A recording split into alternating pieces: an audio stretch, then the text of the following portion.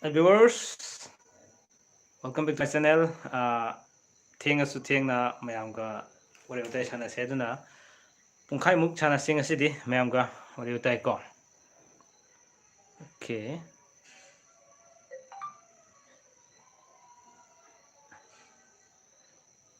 Simjage top shots message promotion live shots.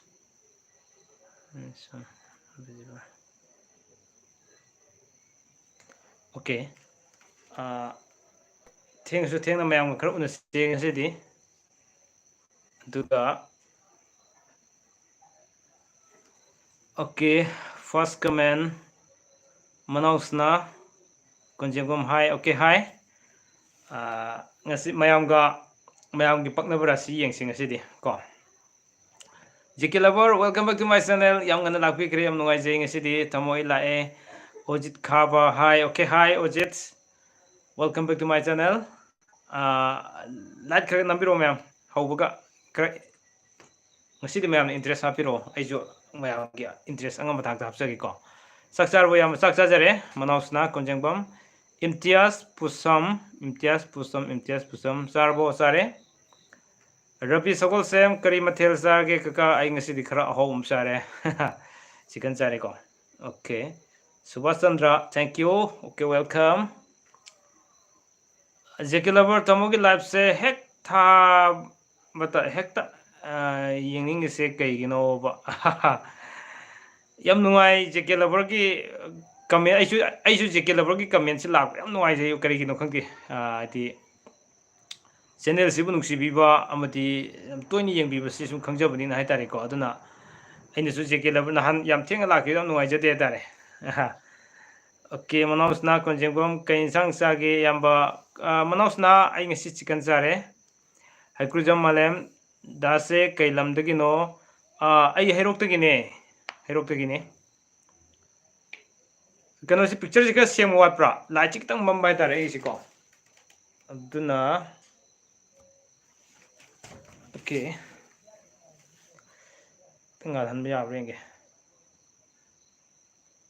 sin sabsara mana same. Okay, Suwasandra Singh saying thank you for your response. Light number kre wat pi ma'am light nambio ngasi mayam se wa tawjir ke jo mayam se wa tawjir ke yam queen tawjiroi yare. Okay, thank you Imtiaz Manausna. Okay, thank you so much ma'am. Light share to bi abi from tiang bio na handi share to bi ya ke dabne light thab to ko ngasi am ti ya reng bio tamohoy adai da hujik irang kamaina tawrige corona kem nei te koi dom da hujik poisa da dukan ga bu bana hangnare mai SOP fazan nga kanda dukan so hangnare mayam si yam wana rabani na posei phangna tri khotri bu singse khara sum phangna nambagi damukta loina ayam ba hangnare duga niom ngakna loina satnari ha tare posei leiba yon ba khudi makki loina tongnari bro gi program singdo yam kanai Premjit Saikom with Toiba Saikom. Thank you so much, Premjit. Aigi program sing yengbiba amadi nungai haibirakpa kanai haibirakpa aigidi yam nungai je mayam na sumai haibirakpa sin engonde hena makata na ine hena nungai program hena thamningi si mayam thagat pirakpa sing chiko sina yamba nungai biri khangembam nganba. Welcome back to my channel. Ai nungai jari kay no ne lai si kinam to re aduna horse takelambam Kennedy. Okay, horse mayam ngasidi ai larik pai dun lakjare ko kitang isor khurum jaraga numidang pai bi adaw lai chu pai jare. Patrick James, okay, welcome back to my channel. Mayam na so hangbirakpa Rashi ga mari lena ba hangbiro ngasidi aduga hayeng mathangi dana yek ki matang da dumak toksi ko nungai bi yam bayro jet nungai jari. Okay, tuan bu topik mayam salam nambi devi, welcome back to my channel nambi san nambi lae nungai je haurase aina smai toba mamang na blog si anirak thokna di ai thamjakre aduga live tadi yam toina thamjakrabane ꯑꯗꯨꯗ ꯃꯌꯥꯝꯁꯤ ꯈꯤꯇꯪ clear ꯑꯣꯏꯕ ꯋꯥꯠꯄꯒꯤ ꯀꯩꯅꯣꯝꯃ ꯑꯩꯉꯣꯟꯗ ꯈꯤꯇꯪ ꯇꯥꯕ ꯍꯥꯏꯇꯥꯔꯦ ꯑꯗꯨꯅ ꯅꯨꯡꯉꯥꯏꯖꯗꯕ ꯑꯗꯨꯅ ꯃꯌꯥꯝꯒꯤ ꯀ꯭ꯂꯤꯌꯥꯔ ꯑꯣꯏꯕ ꯋꯥꯠꯄ ꯐꯖꯅ ꯒ꯭ꯌꯥꯟ ꯇꯥꯕꯤꯕꯁꯨ ꯌꯥꯎꯏꯀꯣ ꯃꯄꯨꯡ ꯑꯣꯏꯅ ꯑꯩꯈꯣꯏꯒꯤ ꯔꯥꯁꯤꯒꯤ ꯃꯇꯥꯡꯗꯣ ꯔꯥꯁꯤꯒꯤ ꯄꯛꯅꯕ ꯄꯛꯅꯗꯕꯒꯤ ꯃꯇꯥꯡ ꯑꯃ ꯑꯩꯅ ꯅꯍꯥꯟ ꯊꯥꯖꯈꯤꯕꯗꯣ ꯃꯗꯨ ꯃꯗꯨꯒꯤ ꯃꯇꯥꯡꯗ ꯈꯤꯇꯪ ꯑꯩ ꯍꯥꯏꯖꯒꯦ ꯃꯔꯨ ꯑꯣꯏꯅ ꯃꯦꯁꯦꯖ ꯂꯥꯛꯄꯁꯨ ꯑꯗꯨꯝ ꯄꯥꯖꯒꯦꯀꯣ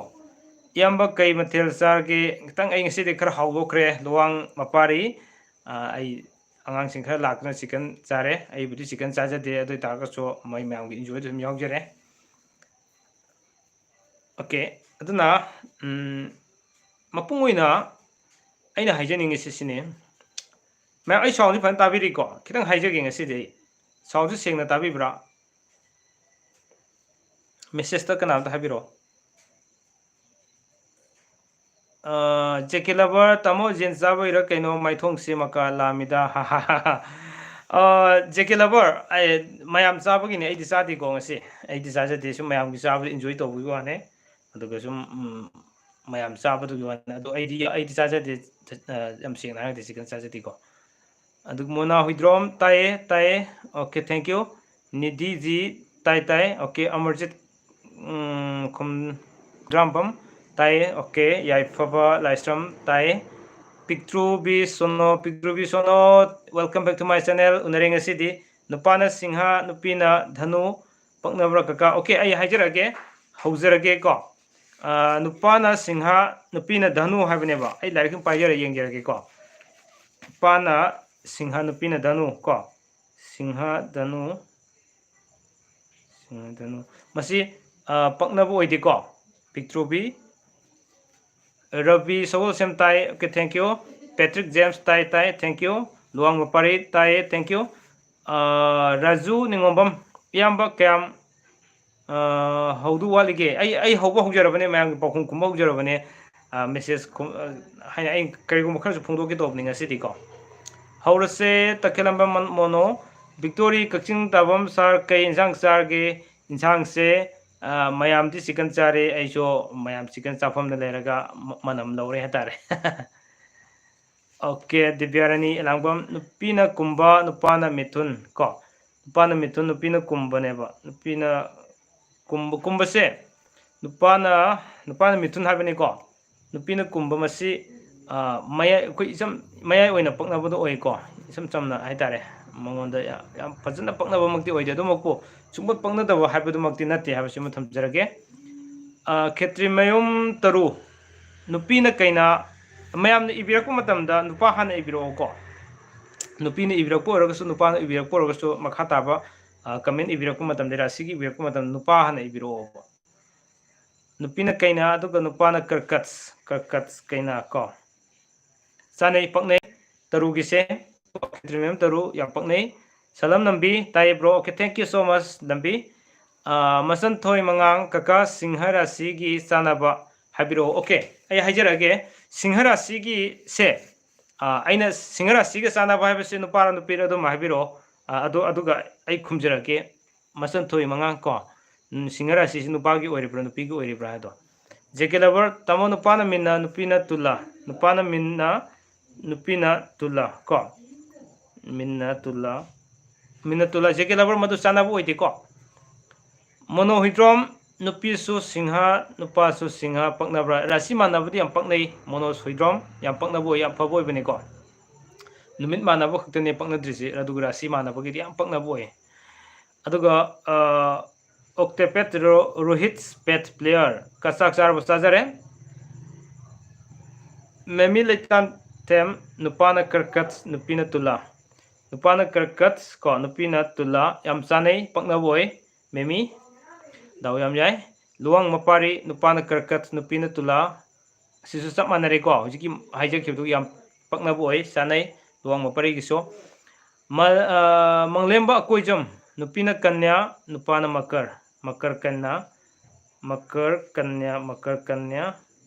ꯃꯀꯔ ꯀꯟꯌꯥ ꯃꯌꯥꯏ ꯑꯣꯏꯅ ꯄꯛꯅꯕ ꯁꯨꯝ ꯑꯣꯏꯀꯣ ꯐꯖꯅ ꯄꯛꯅꯕꯁꯨ ꯑꯣꯏꯗꯦ ꯁꯨꯄꯪ ꯄꯛꯅꯗꯕꯁꯨ ꯅꯠꯇꯦ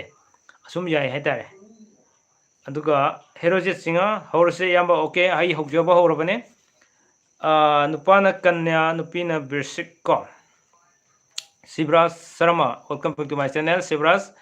ꯑꯩꯒꯤ ꯕ꯭ꯂꯣꯛꯁꯦ ꯌꯥꯝ ꯇꯣꯏꯅ ꯌꯦꯡꯕꯤꯕ ꯏꯅꯥꯎ ꯑꯃꯅꯤ ꯅꯨꯄꯥꯅ ꯀꯟꯌꯥ ꯅꯨꯄꯤꯅ ꯕ꯭ꯔꯤꯁꯤꯛ ꯍꯥꯏꯕꯀꯣ ꯀꯟꯌꯥ ꯕ꯭ꯔꯤꯁꯤꯛꯅꯦꯕ ꯑꯩ ꯁꯨꯝ ꯌꯦꯡꯖꯔꯛꯀꯦ ꯃꯌꯥꯝ ꯀꯟꯌꯥ ꯕ꯭ꯔꯤꯁꯤꯛ ꯌꯥꯝ ꯆꯥꯅꯩ ꯌꯥꯝ ꯄꯛꯅꯩ ꯑꯩ ꯂꯣꯏꯅꯃꯛ ꯕꯥꯏ ꯍꯥꯔꯠ ꯇꯧꯕ ꯅꯠꯇꯕꯒꯤꯅꯦ ꯁꯨꯝ ꯑꯩꯅ ꯍꯥꯏꯖꯔꯤꯁꯤꯀꯣ ꯖꯣꯇꯤꯟ ꯊꯧꯅꯥꯎꯖꯝ ꯅꯨꯄꯥꯅ ꯃꯤꯊꯨꯟ ꯑꯣꯏꯕ ꯅꯨꯄꯤꯅ ꯃꯀꯔ ꯑꯣꯏꯕ ꯄꯛꯅꯕ꯭ꯔꯥ ꯄꯛꯅꯕ ꯑꯣꯏꯕ꯭ꯔꯥ ꯅꯨꯄꯥꯅ ꯃꯤꯊꯨꯟ ꯅꯨꯄꯤꯅ ꯃꯀꯔ ꯀꯣ ꯃꯤꯊꯨꯟ ꯃꯀꯔ ꯑꯁꯦ ꯑꯩꯈꯣꯏ ꯏꯆꯝ ꯆꯝꯅ ꯄꯛꯅꯕꯗ ꯑꯗꯨꯃꯛ ꯂꯩ ꯃꯌꯥꯏ ꯑꯣꯏꯅꯀꯣ ꯁꯤꯁꯨ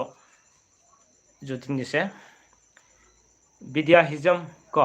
ꯅꯨꯄꯤꯅ ꯙꯅꯨ ꯅꯨꯄꯥꯅ ꯃꯤꯊꯨꯟ ꯃꯤꯊꯨꯟ ꯙꯅꯨ ꯀꯣ ꯃꯤꯊꯨꯟ ꯙꯅꯨ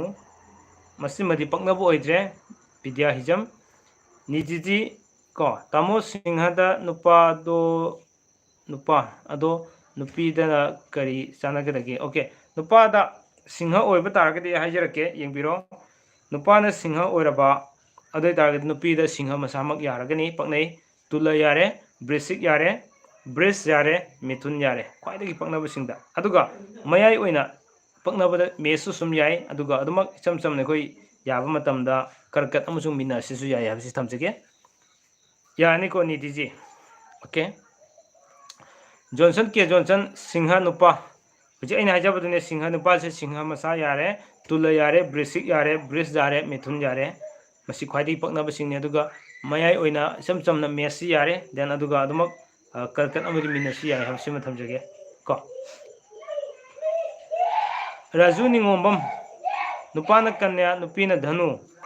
ꯀꯟꯌꯥ ꯙꯅꯨ ꯃꯁꯤ ꯀꯌꯥ ꯄꯛꯅꯕ ꯑꯣꯏꯗꯦ ꯑꯟꯖꯨ ꯑꯗꯨꯒ ꯑꯟꯖꯨ ꯈꯦꯇ꯭ꯔꯤꯃꯌꯨꯝ ꯀꯀꯥ ꯅꯨꯄꯤꯅ ꯙꯅꯨ ꯅꯨꯄꯥꯅ ꯀꯟꯌꯥ ꯙꯅꯨ ꯀꯟꯌꯥ ꯙꯅꯨ ꯑꯣ ꯑꯁꯤꯁꯨ ꯄꯛꯅꯕ ꯑꯣꯏ ꯀꯣ ꯀꯟꯌꯥꯒ ꯙꯅꯨꯒꯁꯨ ꯑꯗꯨꯃꯛ ꯄꯛꯅꯩ ꯑꯣꯀꯦ ꯑꯗꯨꯒ ꯅꯦꯛꯁ ꯃꯊꯪꯗ ꯀꯥꯏ ꯌꯧꯈ꯭ꯔꯦ ꯌꯥꯏꯐꯕ ꯆꯕꯨꯡꯕꯝ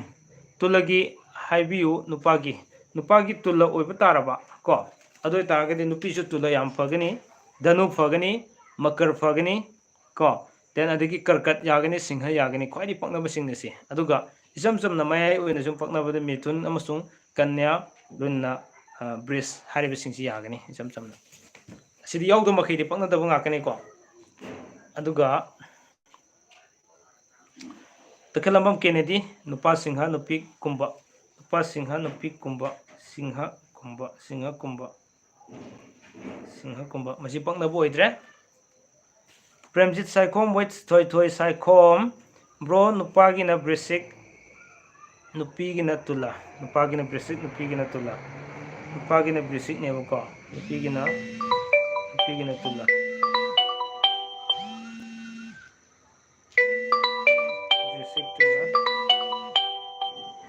ꯃꯌꯥꯏ ꯑꯣꯏꯅ ꯄꯛꯅꯕ ꯑꯣꯏꯀꯣ ꯁꯨꯝ ꯐꯣꯟꯁꯦ ꯂꯥꯛꯁꯤꯜꯂꯦ ꯇꯧꯔꯤꯁꯦ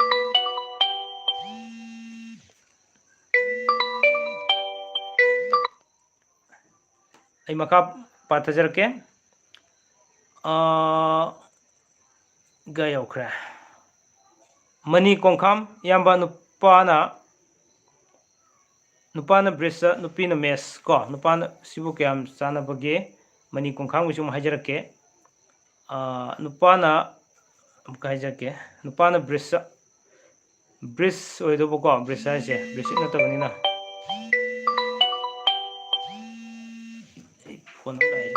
ꯁꯤꯗ ꯍꯥꯏꯔꯒꯦ ꯃꯤꯅꯤꯠ ꯑꯝꯇ ꯉꯥꯏꯕꯤꯌꯣ ꯃꯌꯥꯝ ꯀꯣ 9366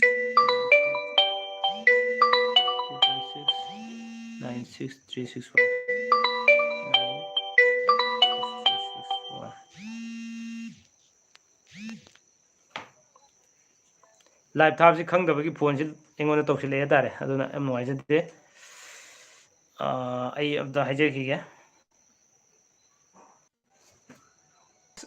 ꯐꯣꯟ ꯂꯥꯛꯁꯤꯟꯕꯁꯤꯅ ꯐꯔꯛ ꯈꯔ ꯇꯥꯔꯦ ꯍꯥꯏꯇꯥꯔꯦ ꯑꯩꯉꯣꯟꯗ ꯑꯁꯤꯒꯤꯗꯃꯛ ꯃꯌꯥꯝ ꯉꯥꯛꯄꯤꯒꯅꯤ ꯃꯊꯪꯗ ꯑꯩ ꯃꯅꯤꯒꯤꯗꯣ ꯍꯥꯏꯈ꯭ꯔꯕ꯭ꯔꯥ ꯕ꯭ꯔꯤꯁꯀ ꯃꯦꯁꯀꯀꯣ ꯅꯨꯄꯥꯅ ꯕ꯭ꯔꯤꯁ ꯅꯨꯄꯤꯅ ꯃꯦꯁ ꯍꯥꯏꯕꯅꯦꯕ ꯃꯦꯁ ꯃꯌꯥꯏ ꯑꯣꯏꯅ ꯆꯥꯟꯅꯕ ꯑꯣꯏ ꯑꯗꯨꯒ ꯕꯤꯗ꯭ꯌꯥꯂꯛꯁꯃꯤ ꯍꯩꯁꯅꯥꯝ ꯅꯨꯄꯥꯁꯨ ꯁꯤꯡꯍ ꯅꯨꯄꯤꯁꯨ ꯁꯤꯡꯍꯅꯦ ꯑꯗꯣ ꯆꯥꯟꯅꯒꯗ꯭ꯔꯥ ꯑꯗꯨꯒ ꯃꯄꯣꯛ ꯅꯨꯃꯤꯠꯇꯗꯤ ꯈꯦꯠꯅꯕ ꯂꯩꯒꯗ꯭ꯔꯥ ꯃꯄꯣꯛ ꯅꯨꯃꯤꯠꯁꯨ ꯌꯦꯡꯕꯤꯒꯗꯕꯅꯤ ꯑꯁꯤꯅꯤ ꯉꯁꯥꯏ ꯑꯩꯅ ꯈꯔ ꯍꯥꯏꯖꯒꯦꯅ ꯍꯥꯏꯗꯣꯔꯦ ꯂꯥꯁ ꯑꯗꯨꯝ ꯍꯥꯏꯖꯔꯒꯦ ꯑꯗꯨꯒ ꯑꯩꯈꯣꯏꯒꯤ ꯔꯥꯁꯤ ꯃꯥꯟꯅꯕꯒꯤ ꯑꯣꯏꯅꯗꯤ ꯌꯥꯝꯅ ꯐꯩ ꯍꯥꯏꯇꯥꯔꯦꯀꯣ ꯕꯤꯗ꯭ꯌꯥ ꯀꯨꯃꯥꯔ ꯃꯣꯏꯔꯥꯡꯊꯦꯝ ꯃꯦꯁꯦꯖ ꯀꯛꯄꯤꯈ꯭ꯔꯦ ꯔꯕꯤ ꯁꯒꯣꯜꯁꯦꯝ ꯅꯨꯄꯥꯅ ꯕ꯭ꯔꯤꯖ ꯅꯨꯄꯤꯅ ꯃꯦꯁ ꯀꯣ ꯍꯧꯖꯤꯛ ꯑꯩꯅ ꯍꯥꯏꯖꯈꯤꯕꯗꯨꯅꯦ ꯅꯨꯄꯥꯅ ꯕ꯭ꯔꯤꯖ ꯅꯨꯄꯤꯅ ꯃꯦꯁ ꯃꯌꯥꯏ ꯑꯣꯏꯅ ꯏꯆꯝ ꯆꯝꯅ ꯄꯛꯅꯕ ꯑꯣꯏ ꯍꯥꯏꯕꯁꯤꯃ ꯊꯝꯖꯒꯦ ꯑꯗꯨꯒ ꯃꯦꯃꯤ ꯂꯩꯇꯥꯟꯊꯦꯝ ꯊꯦꯡꯛ ꯌꯨ ꯀꯀꯥ ꯑꯣꯀꯦ ꯋꯦꯜꯀꯝ ꯗꯤꯕ꯭ꯌꯥꯔꯥꯅꯤ ꯑꯦꯂꯥꯡꯕꯝ ꯅꯨꯄꯥꯅ ꯀꯟꯌꯥ ꯅꯨꯄꯤꯅ ꯀꯨꯝꯕ ꯅꯨꯄꯥꯅ ꯀꯟꯌꯥ ꯅꯨꯄꯤꯅ ꯀꯨꯝꯕ ꯀꯣ ꯅꯨꯄꯥꯅ ꯀꯟꯌꯥ ꯅꯨꯄꯤꯅ ꯀꯨꯝꯕ ꯃꯗꯨ ꯄꯛꯅꯕ ꯑꯣꯏꯗ꯭ꯔꯦ ꯑꯗꯨꯒ ꯍꯣꯏ ꯀꯥꯏ ꯂꯩꯈ꯭ꯔꯦ ꯍꯦꯔꯣꯖꯤꯠ ꯁꯤꯡ ꯅꯨꯄꯥꯅ ꯀꯟꯌꯥ ꯅꯨꯄꯤꯅ ꯁꯤꯡꯍ ꯅꯨꯄꯥꯅ ꯀꯟꯌꯥ ꯅꯨꯄꯤꯅ ꯁꯤꯡꯍ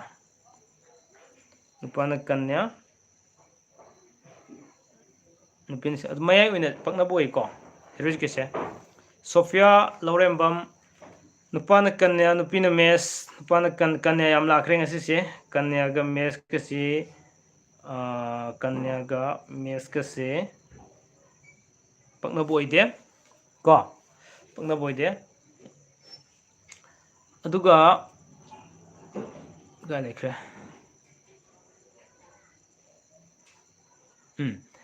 ꯀꯩꯁꯥꯝ ꯃꯅꯥꯎ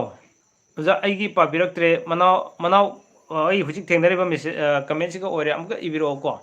ꯅꯧꯆꯥ ꯁꯦꯂꯩꯕꯝ ꯅꯨꯄꯥ ꯙꯅꯨꯁꯦ ꯀꯔꯝꯕꯒ ꯆꯥꯟꯅꯕꯒꯦ ꯑꯣꯀꯦ ꯅꯨꯄꯥꯅ ꯙꯅꯨ ꯑꯣꯏꯔꯕ ꯃꯌꯥꯝ ꯌꯦꯡꯕꯤꯔꯣ ꯁꯨꯝ ꯇꯥꯕꯤꯔꯣ ꯑꯩ ꯍꯥꯏꯖꯔꯛꯒꯦ ꯙꯅꯨ ꯃꯁꯥ ꯌꯥꯔꯒꯅꯤ ꯀꯨꯝꯕꯁꯨ ꯌꯥꯔꯒꯅꯤ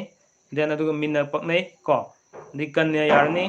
ꯗꯦꯟ ꯑꯗꯨꯒ ꯇꯨꯂ ꯌꯥꯔꯅꯤ ꯍꯥꯏꯔꯤꯕꯁꯤꯡꯁꯤ ꯌꯥꯝ ꯐꯖꯅ ꯄꯛꯅꯕꯁꯤꯡꯅꯤ ꯑꯗꯨꯒ ꯃꯌꯥꯏ ꯑꯣꯏꯅ ꯏꯆꯝ ꯆꯝꯅ ꯄꯛꯅꯕꯗ ꯁꯤꯡꯍ ꯌꯥꯔꯦ ꯑꯗꯨꯒ ꯕ꯭ꯔꯤꯁꯤꯛ ꯑꯃꯗꯤ ꯀꯔꯀꯠꯁꯤꯁꯨ ꯌꯥꯔꯦ ꯍꯥꯏꯕꯁꯤꯃ ꯊꯝꯖꯒꯦ ꯑꯣꯀꯦ ꯑꯗꯨꯒ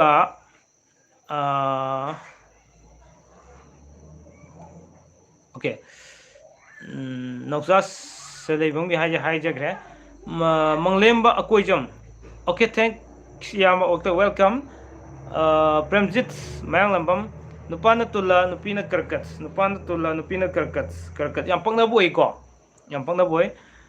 ꯑꯣꯛꯇꯦ pets Rohit pets player okay welcome back to my channel ꯑꯃꯨꯛ ꯎꯅꯔꯦ ꯉꯁꯤ ꯀꯀꯥ ꯃꯤꯊꯨꯟ ꯔꯥꯁꯤꯒ ꯁꯤꯡꯍ ꯔꯥꯁꯤꯒ ꯆꯥꯟꯅꯕ꯭ꯔꯣ ꯅꯨꯄꯥꯒꯤ ꯀꯔꯝꯕꯅꯣ ꯍꯥꯏꯕꯤꯔꯛꯑꯣ ꯃꯣꯅꯤꯁꯤ 5 ꯃꯦꯁꯦꯁ ꯀꯛꯄꯤꯈ꯭ꯔꯦ ꯀꯥꯖꯜ ꯂꯥꯏꯁ꯭ꯔꯝ ꯅꯨꯄꯥꯅ ꯇꯨꯂꯥ ꯅꯨꯄꯤꯅ ꯙꯅꯨ ꯅꯨꯄꯥꯅ ꯇꯨꯂꯥ ꯅꯨꯄꯤꯅ ꯙꯅꯨ ꯀꯣ ꯅꯨꯄꯥꯅ ꯇꯨꯂꯥ ꯅꯨꯄꯤꯅ ꯙꯅꯨ ꯃꯁꯤ ꯄꯛꯅꯕ ꯑꯣꯏꯗ꯭ꯔꯦ ꯑꯗꯨꯒ ꯀꯥꯏ ꯌꯧꯈ꯭ꯔꯦ ꯄꯦꯕꯝ ꯅꯥꯎꯆꯥ ꯑꯣꯖꯥ ꯅꯨꯄꯥꯅ ꯃꯤꯟꯅ ꯅꯨꯄꯤꯅ ꯇꯨꯂꯥ ꯅꯨꯄꯥꯅ ꯃꯤꯟꯅ ꯅꯨꯄꯤꯅ ꯇꯨꯂꯥ ꯃꯤꯟꯅ ꯇꯨꯂꯁꯦ ꯄꯛꯅꯕ ꯑꯣꯏꯗ꯭ꯔꯦꯀꯣ ꯃꯁꯤꯃ ꯄꯛꯅꯕ ꯑꯣꯏꯗ꯭ꯔꯦ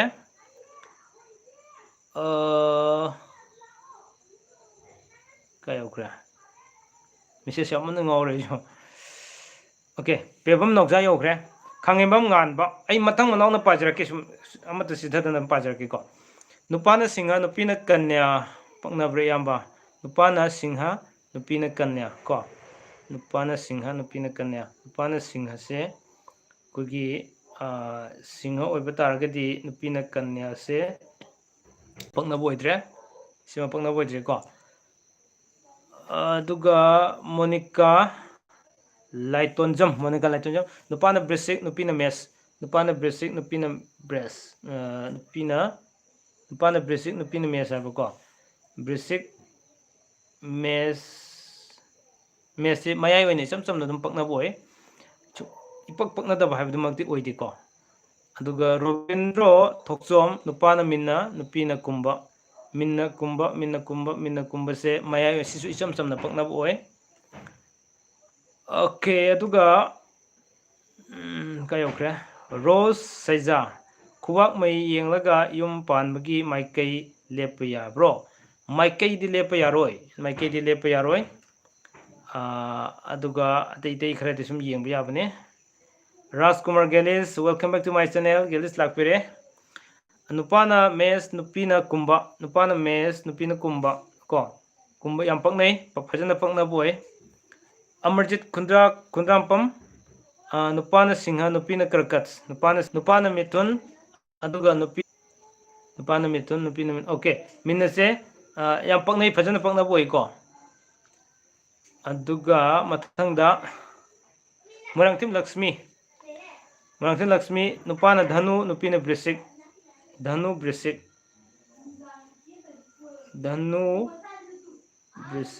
isam samna pakna boi sijo pakna da mukti na te dum yai kasu kaide loya koizam okay nupana tula already paknaba nupi sing adu haibiro okay tabiro nupana tula oibu makege haijarake nupana tula oibu taragadi nupi jo dumak tula yamna paknagani aduga dhanu paknagani makar paknagani karkat paknagani singha paknagani haribu singse fajana paknaba singne aduga isam samna mayai oina paknaba singda mithun paknagani kanya paknagani bris paknagani masi singje tula ga paknaba singni ko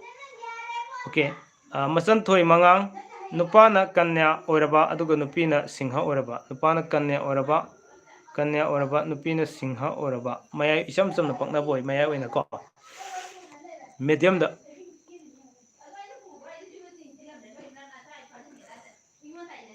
then adage joy prakash henam nupa su nupi su prasi manabu yam phai yam paknai ko umtai kaka okay thank you tamo nupana kanya orga nupina karkat already nupana kanya oraba nupina karkat already nupana kanya nupina karkat se okay paknai fajana pakna boy aduga naubi pukrambam naubi nupina kanya nupana mithun ga kanya ga paknai fajana pakna boy siso malenganba xerox message ka pikre premjit mayang lambam nupana tula nupina karkat paknai solosana wangkhai mayum mes nupa aduga nupina brisik mayai oina isam samna pakna boy ko raju ningombam nupana kanya ore nupina mithun ko nupana kanya nupina mithun fajana paknai Joni Yambem nupana dhanu nupina kumba nupina kumba fajana paknai sijo yam pakna boy takhelamba man momo brisik ki sanaba haibio nupana brisik oraba nupisu brisik yamna sanagani makar sanagani kumba sanagani aduga bris sanagani singha sanagani kanya sanagani haribi singchi fajana sanaba singni aduga mayai oini cham chamna karkat yagani tula yagani mes yagani Ojik ai sanipa la sanipa ki la thabuga adi tum ele hone ado okay subscribe video please amka kan ako papa Sanando subscribe video please ko papa piki channel no ai tabrang ako papa piki channel no ai tabla na watang ado sik angang si lakpudi ta ko ai jo ngatang potha boina loina pajara ke ninga sigi message am leiri mol res okay ai maka samjara ge takhelama momo ge haigre mathangda sonia gi ko sonia morang them lere nupana singha nupina minna ge se nupina minna se okay isam samna pakna boy sijo mayai oina ko aduga koi mane sisili film nupana karkat nupina makar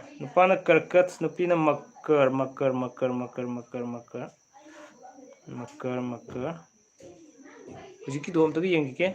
sisili gi do nupana karkat nupina karkat ka kari ga makar ka ko masi pakna boidre takhelamam kenedi nupana kanya nupina kumba nupina kumba isam samna pakna boy ko hawam raspriya English ki Rashi ga Manipuri Rashi ga manadrise kaigino फोल्ड अदमक मानरकनी मागिना कोई पोकपगी मतम दो कोइना लौरिसि मानदब खरा लेबगिनिको नाकुमसा लेंगन सि थेंगनी स्टेन थेंगनी को गेम थाना न सि थारिनेबो ना होस्ट पो थारिने को okay अदुगा Hawam Raspriya okay hajagre Malem Yenghom Nupana Singha Nupina Mes Nupana Singha Nupina Asparo no Minangumda Nupana Singha Nupina Mes Abanego Singha Mese Rashi the Disam the Paknabu Oi Alukamakata Ibiri Besidana Nupana Saturday Nupina Thursday Saturday Sunday Monday Tuesday Wednesday Thursday Paknai Numit Paknabane to Rashi Sum Paknaba Simon in the Kasukai and Paganikosom Aduga Maiging and Bakias, okay. Yamba Rasi Tranitoi Labase, Kari Tada Pokpa, Mibo, Hari Brasi Singse, Oigani Haiba, Madugi Matanga, Kitang Tambiraku Yabra. Ojimutiam Sagani to White Tentanga, Sentesama Tamjeramge. Pokpa Tada Koi Lepanatico, Magit, Po Iva Pungpum ne, quite Maru and Levici. Matam Tadone, Numitune, Pungpum, the Nedugi Matung in a Koira Sisila Kadavanico. Okay, Sanu Mangang, hello Kaka, okay, hello. Boinau, Nong Tombam, Nupana Mitun, Nupina Karkats, Mitun Karkats ko. Mitun Karkats se, Masipok na bu oidre. Sipok na bu oidre. Then, Saduga, Sansna, Nupina Singha, Gik Karamba,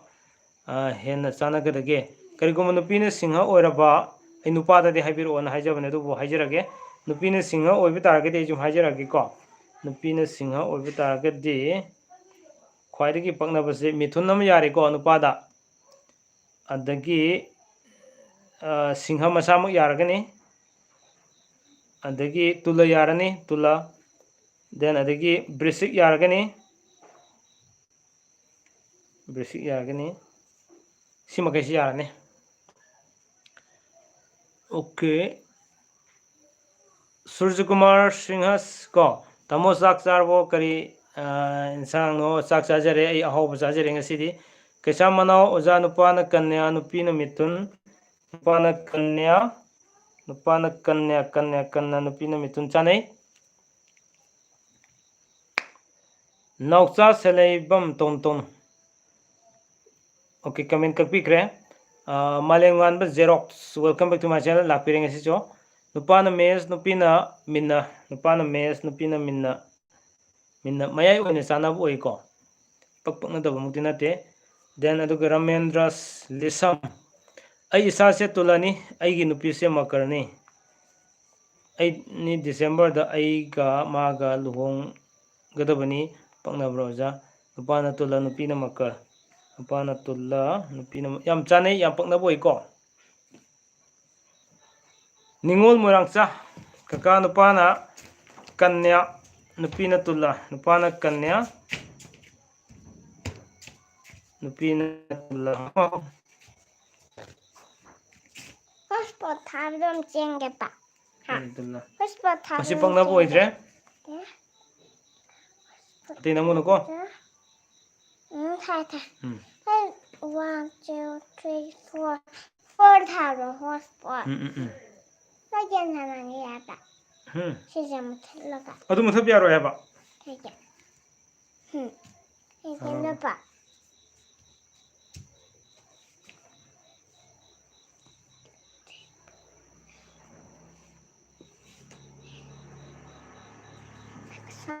Ado tabi sana ko. Okay. Ay ang si game sana thamage. Yam jele.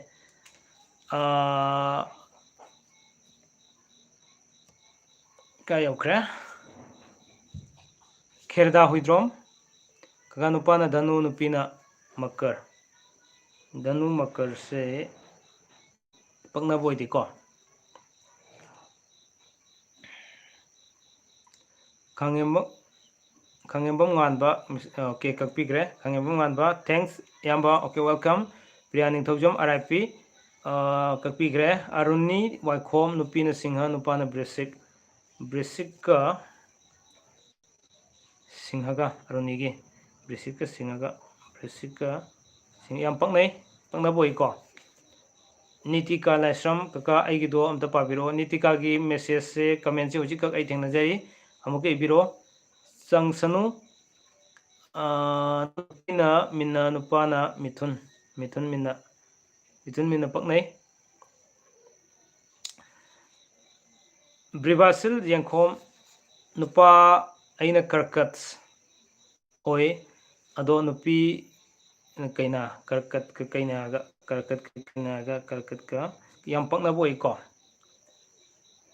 aduga ka lekhra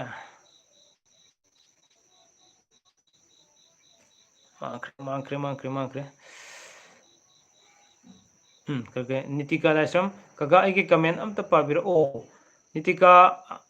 ai thengna bani mathang manau naina pajarak pani message engoni yorok ta bi oram gado male sum ibiro ko yengse sumai hek to bu yaw bani ai live thab khuding hek to nupina singha gi oradi karamba hina hena chana gade insai haide haijakrabane nupina singha oibase nupada bridge yarani aduga mithun yaragani then aduga singha masamak yaragani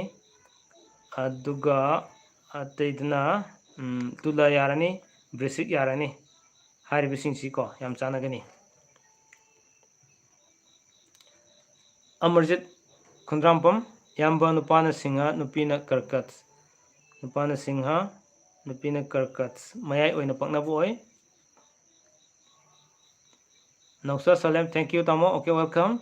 mani thoiba sing nupana tulla nupina kanya tulla kanya mayai oina paknabu oi pulinkanta thuksom nupana kanya aduga nupina dhanu nupana kanya nupina dhanu kanya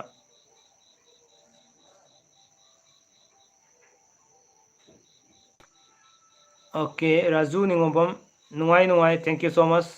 Surju Kumar Singh nungai okay Surju Kumar Khundrambam nungai Dhanachandra Singh tamo nungai biri bo nungai jari Julina Hoirongbam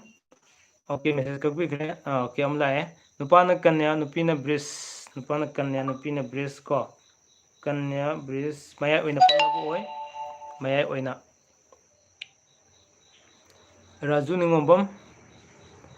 nupana karkat oiradi karamba chanage okay nupana karkat oiraba ai hajarage karkat masa yarani ko kanya yaragani tula yaragani digi mes yaragani mithun yaragani bris yaragani aduga minasi maya oina legani mithun se dhanu siga maya oina legadoba Priya Ningthoujam RP karkat ka paknaba haibio karkasi nupagi oidora nupigi oidora haibiro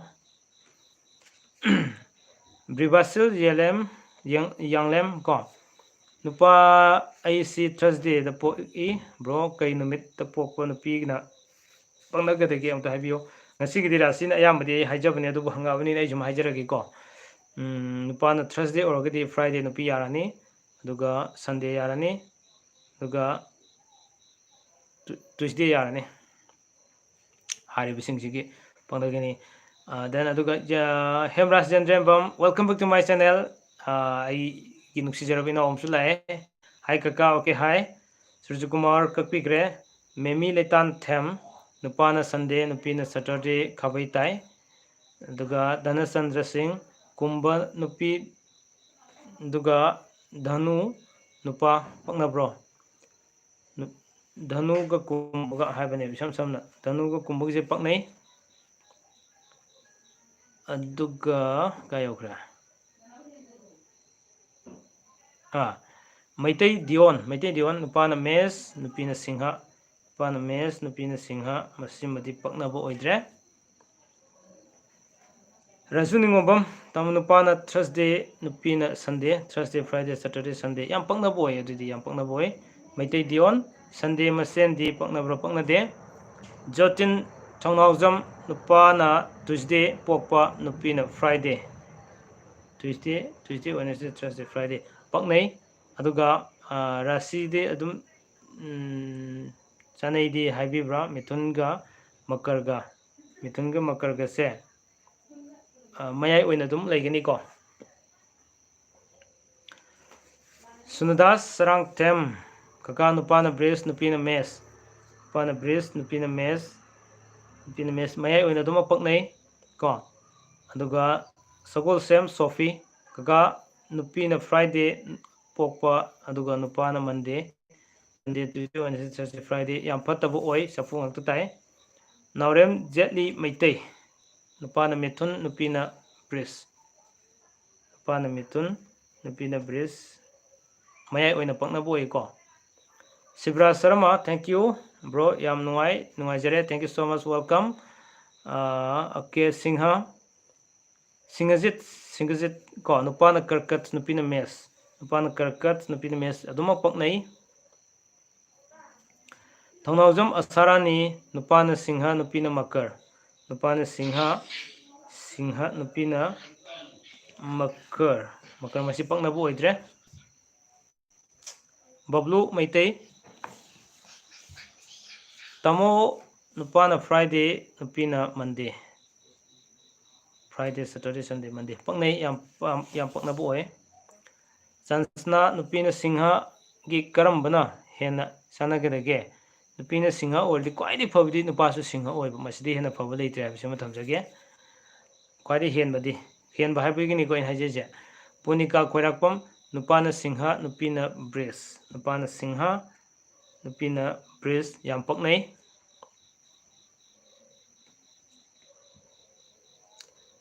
ꯁꯨꯔꯖꯀꯨꯃꯥꯔ ꯗꯤꯋꯥꯔꯁ ꯁꯤꯡꯍ like ꯇꯧꯕꯤꯔꯝꯃꯨ ꯗꯤꯋꯥꯔꯁ ꯁꯤꯡꯍꯒꯤ like ꯇꯧꯕꯤꯔꯝꯃꯨ okay like ꯅꯝꯕꯤꯔꯛꯑꯣ ꯃꯌꯥꯝ ꯑꯩꯒꯤꯁꯨ ꯑꯟꯖꯨ ꯈꯦꯇ꯭ꯔꯤꯃꯌꯨꯝ ꯑꯣꯖꯥ ꯑꯩꯒꯤꯁꯦ ꯋꯦꯗꯅꯁꯗꯦ ꯉꯥꯛꯇꯅꯤ ꯑꯗꯨꯒ ꯔꯥꯁꯤ ꯕ꯭ꯔꯤꯁꯀ ꯃꯤꯊꯨꯟꯒꯅꯤ ꯅꯨꯄꯥꯒꯤ ꯀꯔꯝꯕꯅꯣ ꯍꯥꯏꯕꯤꯔꯛꯑꯣ ꯖꯨꯂꯤ ꯀꯣꯟꯁꯝ ꯅꯨꯄꯥꯅ ꯀꯟꯌꯥ ꯅꯨꯄꯤꯅ ꯕ꯭ꯔꯤꯁ ꯅꯨꯄꯥꯅ ꯀꯟꯌꯥ ꯀꯥꯡꯆꯤꯛ ꯑꯁꯤ ꯃꯅꯨꯡ ꯆꯪ ꯃꯅꯨꯡ ꯆꯪ ꯂꯥꯞꯊꯣꯛꯈꯤꯕꯗꯤ ꯌꯥꯔꯣꯏ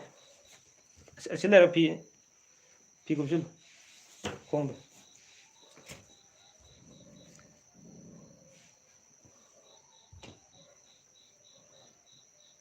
ꯏꯆꯥꯅꯤꯄꯥꯁꯤ ꯑꯩ ꯉꯥꯏꯔꯤ ꯑꯩꯒꯤ ꯂꯥꯏꯐ ꯂꯣꯏꯕ ꯉꯥꯏꯔꯤ ꯒꯦꯝ ꯁꯥꯟꯅꯔꯒ ꯑꯗꯨꯅꯅꯦ ꯑꯣꯀꯦ ꯕ꯭ꯔꯤꯕꯥꯁꯤꯜ ꯌꯥꯡꯂꯦꯝ ꯍꯥꯏꯕꯀꯣ ꯄ꯭ꯔꯤꯌꯥꯒꯤ ꯄꯥꯈ꯭ꯔꯕ ꯑꯩꯁꯦ ꯋꯦꯗꯅꯁꯗꯦꯒ ꯐ꯭ꯔꯥꯏꯗꯦꯒ ꯋꯦꯗꯅꯁꯗꯦ ꯊꯔꯁꯗꯦ ꯐ꯭ꯔꯥꯏꯗꯦ ꯃꯗꯨ ꯄꯛꯅꯕ ꯑꯣꯏꯗꯦ ꯑꯗꯨꯒ ꯕ꯭ꯔꯤꯕꯥꯁꯤꯜ ꯌꯥꯡꯂꯦꯝ ꯀꯔꯀꯠ ꯅꯨꯄꯥꯅ ꯀꯔꯀꯠ ꯑꯣꯏꯔꯗꯤ ꯆꯥꯅꯕ ꯀꯩꯀꯩ ꯂꯩꯒꯦ ꯅꯨꯄꯤ ꯃꯁꯥꯁꯨ ꯀꯔꯀꯠ ꯑꯣꯏꯕ ꯌꯥꯝ ꯐꯔꯒꯅꯤ ꯀꯟꯅ ꯌꯥꯔꯒꯅꯤ ꯇꯨꯜꯂ ꯌꯥꯔꯒꯅꯤ ꯃꯦꯁ ꯌꯥꯔꯒꯅꯤ ꯑꯗꯨꯒ ꯕ꯭ꯔꯤꯖ ꯌꯥꯔꯒꯅꯤ ꯑꯗꯨ ꯃꯌꯥꯏ ꯑꯣꯏꯅ ꯃꯤꯟꯅ ꯃꯤꯊꯨꯟ ꯙꯅꯨ ꯂꯩꯒꯅꯦꯕ ꯑꯗꯒꯤ ꯕꯤꯀꯥꯁ ꯁꯤꯡ ꯀꯣ ꯌꯥꯝ ꯌꯥꯝꯈ꯭ꯔꯦ ꯉꯁꯤꯒꯤꯗꯤ ꯃꯦꯁꯦꯖꯁꯦ ꯂꯣꯏꯕ ꯅꯥꯏꯗ꯭ꯔꯦ ꯕꯤꯀꯥꯁ ꯅꯨꯄꯥꯅ ꯕ꯭ꯔꯤꯁ ꯑꯗꯨꯒ ꯅꯨꯄꯤꯅ ꯃꯤꯊꯨꯟ ꯅꯨꯄꯥꯅ ꯕ꯭ꯔꯤꯁ ꯅꯨꯄꯤꯅ ꯃꯤꯊꯨꯟ ꯃꯁꯤꯃꯗꯤ ꯄꯛꯅꯕ ꯑꯣꯏꯗ꯭ꯔꯦ ꯂꯛꯁꯃꯤ ꯕꯤꯗ꯭ꯌꯥ ꯑꯁꯦꯝ ꯅꯨꯄꯤꯅ ꯀꯔꯀꯠ ꯑꯣꯏꯔꯒꯗꯤ ꯅꯨꯄꯥꯁꯨ ꯀꯔꯀꯠꯁꯤꯅ ꯍꯦꯟꯅ ꯈ꯭ꯋꯥꯏꯗꯒꯤ ꯐꯩ ꯑꯗꯨꯒ ꯑꯇꯩꯗꯤ ꯃꯦꯠꯁ ꯌꯥꯔꯦ ꯑꯗꯨꯒ ꯕ꯭ꯔꯤꯖ ꯌꯥꯔꯦ ꯗꯦꯟ ꯑꯗꯒꯤ ꯀꯔꯀꯠ ꯃꯁꯥ ꯂꯩꯖꯔꯦ ꯑꯗꯨꯒ ꯀꯟꯌꯥꯁꯨ ꯌꯥꯔꯦ ꯇꯨꯜꯂꯁꯨ ꯌꯥꯔꯦ ꯍꯥꯏꯔꯤꯕꯁꯤꯡꯁꯦ ꯑꯗꯒꯤ ꯀꯥꯏ ꯌꯧꯈ꯭ꯔꯦ ꯄ꯭ꯔꯤꯌꯥ ꯅꯤꯡꯊꯧꯖꯝ ꯑꯥꯔ ꯑꯥꯏ ꯄꯤ ꯀꯔꯀꯠꯇ ꯅꯨꯄꯤꯒꯤꯗ ꯄꯛꯅꯕ ꯍꯧꯖꯤꯛ ꯑꯩꯅ ꯍꯥꯏꯖꯕꯗꯨ ꯆꯞ ꯃꯥꯟꯅꯔꯦꯀꯣ ꯖꯨꯂꯤ ꯀꯣꯟꯁꯝ ꯅꯨꯄꯥꯅ ꯁꯟꯗꯦ ꯅꯨꯄꯤꯅ ꯇ꯭ꯌꯨꯁꯗꯦ ꯁꯟꯗꯦ ꯃꯟꯗꯦ ꯇ꯭ꯌꯨꯁꯗꯦ ꯈꯥꯕꯩ ꯇꯥꯏ ꯑꯐꯕ ꯑꯣꯏꯗꯦ ꯁꯃꯥꯟꯗ ꯁꯔꯥꯡꯊꯦꯝ ꯅꯨꯄꯥꯅ ꯁꯟꯗꯦ ꯅꯨꯄꯤꯅ ꯊꯔꯁꯗꯦ ꯁꯟꯗꯦ ꯃꯟꯗꯦ ꯇ꯭ꯌꯨꯁꯗꯦ ꯆꯐꯨ ꯉꯥꯛꯇ ꯇꯥꯏ ꯑꯐꯕ ꯑꯣꯏꯗꯦꯀꯣ ꯕꯕ꯭ꯂꯨ ꯃꯩꯇꯩ ꯇꯥꯃꯣ ꯑꯩꯒꯤ ꯑꯃꯨꯛꯇꯪ ꯍꯥꯏꯕꯤꯔꯛꯑꯣ ꯅꯨꯄꯥꯅ ꯐ꯭ꯔꯥꯏꯗꯦ ꯅꯨꯄꯤꯅ ꯃꯟꯗꯦ ꯐ꯭ꯔꯥꯏꯗꯦ ꯁꯦꯇꯔꯗꯦ ꯁꯟꯗꯦ ꯃꯟꯗꯦ ꯌꯥꯝ ꯄꯛꯅꯕ ꯑꯣꯏ ꯅꯥꯎꯔꯦꯝ ꯖꯨꯂꯤ ꯃꯩꯇꯩ ꯀꯀꯥ ꯑꯩꯒꯤꯁꯦ ꯑꯃꯠꯇ ꯌꯦꯡꯕꯤꯌꯣ ꯅꯥꯎꯔꯦꯝ ꯖꯨꯂꯤꯒꯤꯁꯤ ꯃꯊꯪꯗ ꯑꯃꯨꯛ ꯊꯦꯡꯅꯔꯦ ꯁꯤꯗꯤ ꯌꯦꯡꯉꯒꯦ ꯅꯨꯄꯥꯅ ꯃꯤꯊꯨꯟ ꯅꯨꯄꯤꯅ ꯕ꯭ꯔꯤꯁ ꯀꯣ ꯅꯨꯄꯥꯅ ꯃꯤꯊꯨꯟ ꯅꯨꯄꯤꯅ ꯕ꯭ꯔꯤꯖ ꯃꯌꯥꯏ ꯑꯣꯏꯅ ꯄꯛꯅꯕ ꯑꯣꯏꯀꯣ ꯖꯨꯂꯤꯒꯤꯁꯦ ꯈꯪꯉꯦꯝꯕꯝ ꯉꯥꯟꯕ ꯏꯌꯥꯝꯕ ꯑꯩꯒꯤꯅ ꯇ꯭ꯌꯨꯁꯗꯦ ꯀꯩꯀꯩ ꯄꯛꯅꯒꯗꯒꯦ ꯑꯣꯀே ꯇ꯭ꯌꯨꯁꯗꯦ ꯅꯨꯄꯥ ꯑꯣꯏꯔꯒꯗꯤ ꯋꯦꯗꯅꯁꯗꯦ ꯌꯥꯔꯦ ꯐ꯭ꯔꯥꯏꯗꯦ ꯌꯥꯔꯦ ꯁꯟꯗꯦ ꯌꯥꯔꯦ ꯍꯥꯏꯔꯤꯕ ꯁꯤꯒ ꯄꯛꯅꯒꯅꯤꯀꯣ ꯁꯂꯥꯝ ꯂꯤꯟꯊꯣꯏ ꯇꯥꯃꯣ ꯅꯨꯄꯥꯅ ꯋꯦꯅꯁꯗꯦ ꯅꯨꯄꯤꯅ ꯁꯟꯗꯦ ꯅꯨꯄꯥꯅ ꯋꯦꯅꯁꯗꯦ ꯅꯨꯄꯤꯅ ꯁꯟꯗꯦ ꯋꯦꯅꯁꯗꯦ ꯊꯔꯁꯗꯦ ꯐ꯭ꯔꯥꯏꯗꯦ ꯁꯦꯇꯔꯗꯦ ꯁꯟꯗꯦ ꯃꯗꯨ ꯄꯛꯅꯕ ꯑꯣꯏꯗꯦ ꯃꯤꯇꯩ ꯗꯤꯌꯣꯟ ꯃꯄꯣꯛ ꯃꯥꯟꯅꯕ ꯆꯥꯟꯅꯗ꯭ꯔꯤꯁꯦ ꯀꯩꯒꯤꯅꯣ ꯆꯐꯨ ꯉꯥꯛꯇ ꯇꯥꯕꯒꯤꯅꯦ ꯀꯩꯅꯣ ꯍꯥꯏꯕ ꯂꯩ ꯍꯥꯏꯅ ꯂꯩꯕꯅꯦ ꯕꯤꯅꯜ ꯅꯤꯡꯊꯧꯖꯝ ꯊꯥꯡꯖꯒ ꯀꯔꯝꯕ ꯅꯨꯃꯤꯠꯀ ꯄꯛꯅꯕꯒꯦ ꯅꯨꯄꯥꯅ ꯊꯥꯡꯖ ꯑꯣꯏꯔꯒꯗꯤ ꯅꯨꯄꯤꯒꯤ ꯅꯣꯡꯃꯥꯏꯖꯤꯡ ꯌꯥꯔꯦ ꯂꯩꯕꯥꯛꯄꯣꯛꯄ ꯌꯥꯔꯦ ꯁꯒꯣꯜꯁꯦꯜ ꯌꯥꯔꯦ ꯂꯛꯁꯃꯤ ꯕꯤꯗ꯭ꯌꯥ ꯑꯁꯦꯝ ꯅꯨꯄꯤꯅ ꯁꯇꯔꯗꯦ ꯑꯣꯏꯔꯒꯗꯤ ꯀꯔꯝꯕ ꯄꯛꯅꯕꯒꯦ ꯅꯨꯄꯤꯅ ꯁꯇꯔꯗꯦ ꯑꯣꯏꯔꯒꯗꯤ ꯅꯨꯄꯥꯗ ꯐ꯭ꯔꯥꯏꯗꯦ ꯌꯥꯔꯦ ꯑꯗꯨꯒ ꯋꯦꯅꯁꯗꯦ ꯌꯥꯔꯦ ꯗꯦꯟ ꯑꯗꯨꯒ ꯃꯟꯗꯦ ꯌꯥꯔꯦ ꯑꯗꯒꯤ ꯃꯅꯤꯄꯨꯔ ꯂꯩꯍꯥꯎ ꯇ꯭ꯌꯨꯁꯗꯦꯒ ꯋꯦꯅꯁꯗꯦꯒ ꯆꯥꯟꯅꯕ꯭ꯔꯥ ꯅꯨꯄꯥꯒꯤ ꯀꯔꯝꯕꯅꯣ ꯍꯥꯏꯕꯤꯔꯛꯑꯣ ꯄ꯭ꯔꯦꯃꯤꯇꯥ ꯀꯩꯁꯥꯝ ꯅꯨꯄꯤꯅ ꯕ꯭ꯔꯤꯁꯤꯛ ꯅꯨꯄꯥꯅ ꯃꯤꯊꯨꯟ ꯀꯣ ꯅꯨꯄꯤꯅ ꯕ꯭ꯔꯤꯁꯤꯛ ꯅꯨꯄꯥꯅ ꯃꯤꯊꯨꯟꯁꯦ ꯅꯨꯄꯥꯅ ꯃꯤꯊꯨꯟ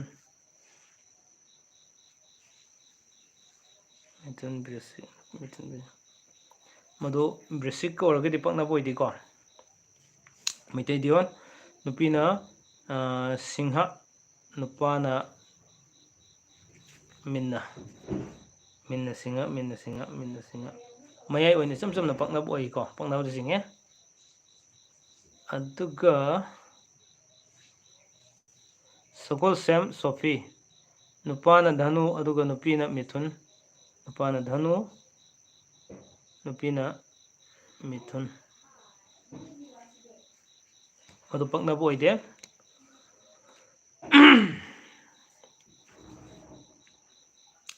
ꯁꯨꯔꯖꯨꯀꯨꯃꯥꯔ ꯁꯤꯡꯍ ꯀꯀꯥ 20 ꯏꯌꯥꯔꯅ ꯗꯨꯀꯥꯟ ꯐꯝꯕꯁꯦ ꯀꯔꯤ ꯀꯥꯏꯕꯒꯦ ꯍꯥꯏꯕꯗꯤ ꯆꯍꯤ 10 ꯌꯧꯔꯒ ꯍꯥꯏꯕ꯭ꯔꯥ ꯆꯍꯤ 10 ꯌꯧꯔꯒ ꯑꯗꯨꯗꯤ ꯀꯩꯁꯨ ꯀꯥꯏꯗꯦ ꯆꯍꯤ ꯈꯨꯗꯤꯡ ꯃꯥꯒꯤ ꯄꯛꯅꯕ ꯊꯥ ꯂꯩꯕꯅꯤ ꯊꯥ ꯅꯨꯃꯤꯠ ꯂꯩꯕꯅꯤ ꯑꯗꯨꯗꯤ ꯍꯧꯗꯣꯛꯄꯤꯔꯒ ꯂꯣꯏꯔꯦꯀꯣ ꯑꯗꯨꯒꯤꯗꯤ ꯃꯅꯤꯄꯨꯔ ꯂꯩꯍꯥꯎ ꯅꯨꯄꯤꯅ ꯇ꯭ꯌꯨꯁꯗꯦ ꯅꯨꯄꯥꯅ ꯋꯦꯅꯁꯗꯦ ꯃꯗꯨ ꯈꯥꯕꯩ ꯇꯥꯏ ꯑꯐꯕ ꯑꯣꯏꯗꯦ ꯑꯗꯨ ꯔꯥꯁꯤ ꯄꯛꯅꯔꯗꯤ ꯀꯩꯝ ꯀꯥꯏꯔꯣꯏ ꯑꯃꯣꯔ ꯁꯥꯟꯅꯕꯝ ꯀꯛꯈ꯭ꯔꯦ ꯁꯅꯥꯊꯣꯏꯕꯤ ꯃꯌꯦꯡꯕꯝ ꯅꯨꯄꯤꯅ ꯀꯔꯀꯠ ꯅꯨꯄꯥꯅ ꯇꯨꯜꯂ ꯀꯔꯀꯠꯅꯦꯕꯀꯣ ꯅꯨꯄꯥꯅ ꯇꯨꯜꯂ ꯌꯥꯝ ꯄꯛꯅꯩ ꯌꯥꯝ ꯄꯛꯅꯕ ꯑꯣꯏ ꯑꯗꯨꯒ ꯀꯥꯏ ꯂꯩꯈ꯭ꯔꯦ ꯁꯂꯥꯝ ꯂꯤꯟꯊꯣꯏ ꯅꯨꯄꯥꯅ ꯃꯤꯊꯨꯟ ꯅꯨꯄꯤꯅ ꯕ꯭ꯔꯤꯁ ꯅꯨꯄꯥꯅ ꯃꯤꯊꯨꯟ ꯅꯨꯄꯤꯅ ꯕ꯭ꯔꯤꯁ ꯃꯌꯥꯏ ꯑꯣꯏꯅ ꯄꯛꯅꯕ ꯑꯣꯏ ꯅꯥꯎꯔꯦꯝ ꯖꯦꯠꯂꯤ ꯃꯩꯇꯩ ꯀꯀꯥ ꯅꯨꯄꯥꯅ ꯋꯦꯅꯁꯗꯦ ꯑꯗꯨꯒ ꯅꯨꯄꯤꯅ ꯃꯟꯗꯦ ꯋꯦꯅꯁꯗꯦ ꯊꯔꯁꯗꯦ ꯐ꯭ꯔꯥꯏꯗꯦ ꯁꯦꯇꯔꯗꯦ ꯁꯟꯗꯦ ꯃꯟꯗꯦ ꯄꯛꯅꯩ ꯑꯗꯨꯃꯛ ꯄꯛꯅꯩ ꯂꯝꯍꯦꯟꯕ ꯃꯉꯥꯡ ꯀꯀꯥ ꯅꯨꯄꯥꯅ ꯇꯨꯜꯂ ꯅꯨꯄꯤꯅ ꯃꯀꯔ ꯇꯨꯜꯂ ꯃꯀꯔꯁꯦ ꯁꯨꯝ ꯌꯦꯡꯖꯕ ꯃꯇꯝꯗ ꯌꯥꯝ ꯄꯛꯅꯕ ꯑꯣꯏ ꯋꯥꯈꯠꯂꯛꯑꯦ ꯉꯁꯤꯗꯤ ꯃꯦꯁꯦꯖ ꯌꯥꯝ ꯌꯥꯝꯃꯦ ꯑꯣꯀꯦ ꯄꯥꯖꯒꯦ ꯂꯣꯏꯅ ꯄꯥꯖꯒꯅꯤ ꯃꯌꯥꯝ ꯋꯥꯔꯧꯕꯤꯅꯣ ꯉꯥꯏꯕꯤꯌꯣ ꯑꯗꯨꯃꯛ ꯀꯔꯀꯠꯀ ꯆꯥꯟꯅꯕ ꯍꯥꯏꯕꯤꯌꯣ ꯃꯩꯇꯩ ꯗꯤꯌꯣꯟ ꯀꯣ ꯀꯔꯀꯠꯀ ꯆꯥꯟꯅꯕ ꯅꯨꯄꯥꯗ ꯀꯔꯀꯠ ꯑꯣꯏꯕ ꯇꯥꯔꯒꯗꯤ ꯅꯨꯄꯤꯁꯨ ꯀꯔꯀꯠ ꯑꯣꯏꯔꯒꯅꯤ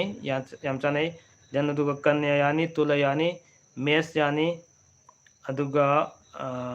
ꯃꯦꯁ ꯌꯥꯅꯤ ꯕ꯭ꯔꯤꯖ ꯌꯥꯒꯅꯤꯀꯣ ꯑꯗꯨꯒ ꯃꯌꯥꯏ ꯑꯣꯏꯅ ꯃꯤꯟꯅ ꯃꯤꯊꯨꯟ ꯙꯅꯨ ꯑꯁꯤ ꯃꯌꯥꯏ ꯑꯣꯏꯅ ꯄꯛꯅꯕ ꯑꯣꯏꯒꯅꯤ ꯗꯦꯟ ꯑꯗꯒꯤ ꯆꯅꯨ ꯃꯉꯥꯡ ꯀꯀꯥ ꯑꯩꯒꯤ ꯀꯃꯦꯟ ꯀꯥꯜꯂꯦ ꯑꯩ ꯊꯦꯡꯅꯖꯗꯕꯒꯤꯅꯦ ꯑꯃꯨꯛꯀ ꯏꯕꯤꯔꯛꯑꯣ ꯏꯂꯤꯖꯥꯕꯦꯠ ꯂꯧꯔꯦꯝꯕꯝ ꯅꯨꯄꯤꯅ ꯆꯐꯨ ꯑꯣꯏꯔꯗꯤ ꯀꯩ ꯑꯣꯏꯗꯤ ꯄꯛꯅꯒꯦ ꯅꯨꯄꯤꯅ ꯆꯐꯨ ꯑꯣꯏꯗꯤ ꯍꯥꯏꯕ ꯌꯥꯗꯦ ꯅꯨꯄꯥꯗꯒꯤ ꯊꯤꯕ ꯍꯧꯒꯗꯕꯅꯤ ꯑꯗꯨꯅ ꯅꯨꯄꯤꯗ ꯇꯥꯛꯄꯗꯣ ꯑꯣꯏꯒꯗꯕ ꯍꯥꯏꯇꯥꯔꯦ ꯗꯤꯅꯆꯔꯝꯃ ꯀꯣꯡꯕ꯭ꯔꯥꯏ ꯂꯥꯠꯄꯝ ꯁꯥꯔ ꯑꯩꯒꯤꯁꯨ ꯑꯝꯇ ꯌꯥꯎꯕꯤꯔꯛꯑꯣ ꯅꯨꯄꯥꯒꯤꯅ ꯃꯤꯊꯨꯟ ꯅꯨꯄꯤꯒꯤꯅ ꯇꯨꯜꯂ ꯅꯨꯄꯥꯒꯤꯅ ꯃꯤꯊꯨꯟ ꯅꯨꯄꯤꯒꯤꯅ ꯇꯨꯜꯂ ꯃꯤꯊꯨꯟ ꯇꯨꯜꯂ ꯃꯁꯤ ꯄꯛꯅꯕ ꯑꯣꯏꯗ꯭ꯔꯦ ꯑꯣꯀꯦ ꯑꯗꯨꯒ ꯂꯩꯇꯥꯟꯊꯦꯝ ꯖꯦꯅꯤꯕꯂꯥ welcome back to my channel ꯑꯃꯨꯛ ꯎꯅꯔꯦ ꯉꯁꯤ ꯀꯀꯥ ꯅꯨꯄꯤꯒꯤꯅ ꯃꯟꯗꯦ ꯅꯨꯄꯥꯒꯤꯅ ꯔꯥꯁꯤꯅ ꯙꯅꯨ ꯅꯨꯄꯥꯒꯤꯅ Tuesday Thursday Monday Tuesday Wednesday Thursday ꯅꯨꯃꯤꯠ ꯑꯃ ꯌꯥꯝ ꯄꯛꯅꯔꯦ ꯑꯗꯨꯒ ꯔꯥꯁꯤꯁꯨ ꯑꯃꯨꯛ ꯌꯦꯡꯒꯦ ꯅꯨꯄꯥꯗ ꯙꯅꯨ नुपीदा कन्या धनु कन्या धनु कन्या धनु कन्या याम पंगनै नुमिसो राशिसु याम पंगनबो ओइरेको इचन जेनिबला गिसे राजू निंगोंबम कका नुपीना तुला ओरदी सानबा हाबिरो नुपासु तुला से याम फरगनी को अदुगा तुलागी ओइबा मखैसिंगसिदा येंबु यारेसे नुपादा कोइना येंबु यारेसे कर्कटसु यारेको अदगी सिंह यारे अदगी तुला मसा याजरे अदगी धनु यारे अदगी मकर यारे हारिबसिंग याम पंगनबो ओइगनेबो अदुगा कायौखरा ओके बंदना नामैरकपम कका अनिमक मंदे अदुगा नुपाना मिथुन नुपीना मकर मिथुन मकर मिथुन मकर राशि द मयाई ओइना इचम चमना पंगनबो ओइको अदुगा नुमिति खरा पंगनबो वाले थोइदोना याम कन्ना नुवाइतबदि तोबिनो विकास सिंह नुपाना ट्यूसडे नुपीना मंदे मंदे अदुमा अफबो ओइद्रे सॉरी सॉरी अफबो ओइद्रे अदुमा अबै ताई पकनरदी केम कारोय अथोई खुमन नुपासु नुपीसु इपोक नुमित संडे अदुगा राशि अनिमक सिंह ओय राशि अनि मानबदुने याम साफगनी अफबो ओय अदुगा इपोक नुमितुनदी खरा फतबो ओय सनु मंगांग नुपाना मिन्ना मपोक नुमित्ता मपोक नुमिना युम चुकेसा अदुगा नुपीना कन्या मिन्ना कन्या से याम पकनरे अदुगा नुमितसिना युम चुकेसगा युम चुकेसा इराय थांजा नुमिसु याम पकनै सनु मंगांग से याम पकना बोरे अंजु खेत्री मयम ओजा इपोक नुमित्ती वेडनेसडे ngakta हातने अदुगा राशिना नुपागिना मिथुन नुपीगिना ब्रेस मिथुनगा ब्रेसका को मिथुनगा ब्रेसका से राशिद मय इसम चमना पंगनबो ओइको अदुगा नुमित्तदी खरा पंगनबो ओइद्रे करुणा निंगोंबम कका आइगिदी युमसे केसा नुपागिना निंथौकाबा नुपावरे को युमसे खाबताय राशि पंगनरगदी खरा फगनी तखलमम केनेदी नुपाना थांगजा नुपीना इराय अफबो ओइदे खाबैताय राशि पंगनरगदी फगनी अनंत ओइनाम नुपीना संडे नुपाना थांगजा माजिंग अदु अफबोय याम चानै सिंगजेट येंबिरिब्रा मयाम अमदी क्वेश्चन हंबिरिबा इसिनेनाव सिंग लाइक नंबर कॉबीगनो थैंक यू सो मच सिंगजेट अइना सु इकाई लेजरमबा हाइजगदोसे अदु मयामनदी मयामसु सुमाइन हाइबिरकपा व्यूअरसिंग सिंगसो अइ तौजरिसिदि मयामगिदमक्तनिको अइगी कानानबा तौजगे हाइजबो नते सुमाइना मयामगी अइना ब्लॉग सेमजग ब्लॉग अनियक सेमजखरबने सिदा मयामना कितंग कंफ्यूज लेबगी इमेज अमा ताबदु दइ नुवाइजदना मयामगा हक्थेंगना उनजबगा तौजगे लेजबने दो लाइक नबियो शेयर तोबियो अदुगा सुम अइगी चैनल सो मयामदेवा मतम खुदिमुक्ता दुम तोबु ngamna होनजरके थैंक यू सिंगजेट मयामदा दुमाइना हाइबिरकपु खुदिमक अइ तराम नोक्सरी अमदि थागजरी सिंगजेटपु सोबिता इस्लाम नुपीना कर्कट नुपाना ब्रेस को नुपाना ब्रेस सामनेबा ब्रेस का कर्कट कसे याम पकनबो ओय अदुगा याम पकनै लक्ष्मी यंद्रेंबम अनिरक सुरे सुंपा पारकते हंगरोगे असुमाइना हाइरिंगेदा क्वेश्चन सिम योबिरगे इरगेदि फगदमने हाइदि मयाम थारकपनिना अइंगोंददि योक्सिलक्तब हाइतारे कोन योक्सिलक्पजे मयावेको अदुना लक्ष्मी यंद्रेंबम वारोबिरोय अमुके इबिरो इरिंगेदुदा सुम वहांजो सुमाइना एक पारक्तरे कान हारकपसि योक्सिलक्पगुंबा सुमाइना अइ लाइव थाबु खुदिंग हे यावे अदुना वारोबिरोय मसि मयाम थारकपसिना ओइबि याय ओके अमर सनाबम नुपाना ब्रेस अदुगा नुपीना सिंह ब्रेस सिंह याम पकनबो ओइको सेरिपी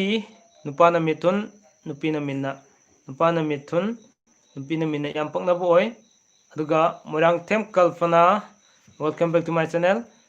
नुपीगी वेडनेसडे नुपागिना ट्यूसडे नुमित अमा याम फरे अदुगा नुपीना ब्रेसिक नुपाना कर्कट ब्रेसिक कर्कट ब्रेसिक राशि खितंग पकनबो वाले दो नुमित पकनबनी केम वाबी गनो हयें नुंगसु नुंसिनानी ꯑꯃꯨꯛꯁꯨ ꯁꯨꯝ ꯑꯉꯝ ꯇꯥꯟꯅꯔꯛꯀꯅꯤ ꯑꯗꯨꯅ ꯍꯦꯟꯅ ꯁꯨꯝ ꯅꯨꯡꯁꯤꯅꯕ ꯍꯦꯜꯂꯛꯀꯅꯤ ꯑꯗꯨꯃꯥꯏꯅ ꯈꯔ ꯂꯩꯅꯤꯀꯣ ꯅꯦꯜꯁꯟ ꯁꯔꯃ ꯒꯨꯔꯨꯃꯌꯨꯝ ꯑꯩꯒꯤ ꯄꯥꯕꯤꯔꯛꯇꯦ ꯀꯩꯒꯤꯅꯣ ꯏꯌꯥꯝꯕ ꯑꯩꯉꯣꯟꯗ ꯊꯦꯡꯅꯗꯕꯒꯤꯅꯦ ꯑꯗꯨꯝ ꯏꯕꯤꯔꯛꯑꯣꯀꯣ ꯁꯨꯔꯖꯀꯨꯃꯥꯔ ꯀꯥ ꯒꯨꯗ ꯅꯥꯏꯠ ꯑꯣꯀꯦ ꯌꯥꯝ ꯉꯟꯅ ꯒꯨꯗ ꯅꯥꯏꯠ ꯑꯣꯏꯈ꯭ꯔꯦ ꯑꯃꯗꯤ ꯅꯥꯎꯔꯦꯝ ꯖꯦꯠꯂꯤ ꯃꯩꯇꯩ ꯃꯌꯥꯝꯅꯗꯤ ꯁꯨꯝ ꯃꯥꯒꯤ ꯀꯣꯏꯁꯟ ꯍꯪꯉꯒ ꯁꯨꯝ ꯆꯠꯅꯈꯤꯗꯕ ꯑꯣꯏꯔꯝꯒꯅꯤ ꯂꯥꯁꯇ ꯂꯩꯍꯧꯗꯣꯏꯁꯦ ꯑꯩ ꯈꯛꯇ ꯑꯣꯏꯔꯝꯒꯗꯧ ꯃꯥꯜꯂꯦ ꯑꯗꯨꯅ ꯑꯩ ꯂꯣꯏꯗ꯭ꯔꯤꯐꯥꯎ ꯄꯥꯖꯈꯤꯒꯅꯤ ꯑꯗꯨꯒ ꯅꯥꯎꯔꯦꯝ ꯖꯦꯠꯂꯤ ꯃꯩꯇꯩ ꯀꯀꯥ ꯅꯨꯄꯤꯅ ꯃꯟꯗꯦ ꯑꯗꯨꯒ ꯅꯨꯄꯥꯅ ꯋꯦꯅꯁꯗꯦ ꯊꯔꯁꯗꯦ ꯐ꯭ꯔꯥꯏꯗꯦ ꯁꯦꯇꯔꯗꯦ ꯁꯟꯗꯦ ꯃꯟꯗꯦ ꯌꯥꯝ ꯄꯛꯅꯕ ꯑꯣꯏ ꯁꯨꯔꯖꯀꯨꯃꯥꯔ ꯁꯤꯡ ꯀꯥꯁꯦ ꯋꯥꯔꯝꯃꯅꯤ ꯑꯣꯀꯦ ꯑꯩ ꯃꯌꯥꯝꯅ ꯊꯋꯥꯏ ꯌꯥꯎꯕꯤꯔꯤ ꯃꯈꯩ ꯑꯩ ꯋꯥꯕ ꯅꯥꯏꯖꯔꯣꯏ ꯄ꯭ꯔꯤꯌꯥ ꯅꯤꯡꯊꯧꯖꯝ ꯀꯀꯥ ꯅꯨꯃꯤꯠꯇ ꯄꯛꯅꯗ꯭ꯔꯁꯨ ꯔꯥꯁꯤꯗ ꯄꯛꯅꯔꯗꯤ ꯌꯥꯕ꯭ꯔꯥ ꯌꯥꯏ ꯋꯥꯕ ꯃꯥꯜꯂꯤ ꯑꯣꯀꯦ ꯃꯦꯁꯦꯖ ꯏꯁꯤꯡꯕꯨ ꯈꯧꯔꯥꯡꯉꯛꯑꯕꯅꯦ ꯑꯗꯨꯕꯨ ꯄꯥꯏ ꯑꯩ ꯃꯊꯛꯇ ꯀꯥꯖꯔꯛꯄꯅꯤꯅ ꯇꯧꯖꯔꯒꯦ ꯉꯁꯤꯗꯤ ꯃꯌꯥꯝꯒꯤ ꯋꯥꯏ ꯍꯥꯏꯕ ꯌꯥꯔꯣꯏ ꯑꯩ ꯋꯥꯖꯔꯒꯁꯨ ꯋꯥꯏ ꯀꯧꯕ ꯀꯩꯝ ꯍꯥꯏꯔꯔꯣꯏ ꯃꯌꯥꯝꯅꯁꯨ ꯅꯨꯡꯁꯤꯕꯤꯔꯒ ꯑꯩ ꯀꯔꯤ ꯋꯥꯗꯣꯏꯅꯣ ꯔꯥꯖꯥ ꯁꯂꯥꯝ ꯏꯌꯥꯝꯕ ꯅꯨꯄꯥꯅ ꯐ꯭ꯔꯥꯏꯗꯦ ꯅꯨꯄꯤꯅ ꯃꯟꯗꯦ ꯐ꯭ꯔꯥꯏꯗꯦ ꯁꯦꯇꯔꯗꯦ ꯁꯟꯗꯦ ꯃꯟꯗे ꯄꯛꯅꯩ ꯑꯗꯨꯒ ꯃꯅꯤꯄꯨꯔ ꯂꯩꯍꯥꯎ ꯋꯦꯅꯁꯗꯦꯒ ꯄꯛꯅꯕꯁꯦ ꯍꯥꯏꯕꯤꯌꯨ ꯋꯦꯅꯁꯗꯦ ꯑꯁꯤ ꯅꯨꯄꯥ ꯑꯣꯏꯗꯣꯏꯔꯥ ꯅꯨꯄꯤ ꯑꯣꯏꯗꯣꯏꯔꯥ ꯑꯗꯨꯝ ꯍꯥꯏꯕꯤꯔꯛꯑꯣ ꯕꯤꯅꯥꯄꯇꯤ ꯇꯦꯡꯈꯥꯛꯀꯣꯟ ꯈꯨꯃꯟꯊꯦꯝ ꯀꯀꯥ ꯑꯩꯒꯤꯅ ꯁꯟꯗꯦ ꯔꯥꯁꯤꯅ ꯃꯀꯔꯅꯤ ꯅꯨꯄꯥꯅ ꯊꯥꯡꯖ ꯅꯣꯡꯃꯥꯏꯖꯤꯡ ꯑꯣꯀꯦ ꯅꯨꯃꯤꯠ ꯑꯃ ꯆꯥꯟꯅꯔꯦ ꯔꯥꯁꯤꯅ ꯀꯨꯝꯕꯅꯤ ꯃꯁꯤꯕꯨ ꯍꯤꯡꯃꯤꯟꯅꯕꯗ ꯑꯀꯥꯏꯕ ꯌꯥꯎꯕ꯭ꯔꯥ ꯅꯨꯄꯥꯅ ꯔꯥꯁꯤ ꯀꯨꯝꯕ ꯃꯀꯔ ꯀꯨꯝꯕ ꯃꯀꯔ